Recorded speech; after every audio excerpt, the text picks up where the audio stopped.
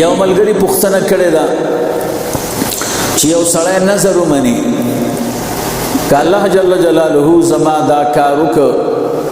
نو زه به قرآن کریم ته پوښونه ورکوم یا به جومات ته صفونه راوړم وغیره، نو دا شریعت کې جایز دي که نه؟ د دې متعلق خو علامه قاری رحمه الله دا مرقات ته شرح د مشکات تا اول جلد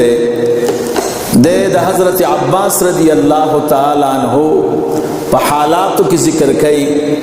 وی حضرت عباس رضی اللہ تعالی عنہ مور مبارک چوا دا ولغه سوق کو چې کعبه مبارک ته غلاف ور اغستل او دا غي وجه داوا چې حضرت عباس رضی اللہ تعالی عنہ ورکشو او هغه وخت عباس رضی اللہ تعالی عنہ معصوم مور نظر منا کدا ما پیدا کو زبا کعبه مبارک ته غلاف ورکو، هغه پیدا کو کعبه مبارک ته غلاف ورکو،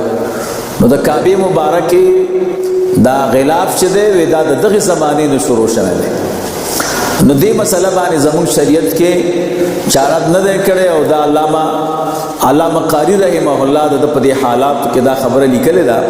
نو لہذا دا جائز دی کعبه مبارک ته غلاف ورکول لغی ته نظر دا سه قرآن کریم ته زو پوخ ورکوم دا نظر د معصیت نه دی، جایز دی. مرقات اول جلد صفحه یوصل او 3 سلویخت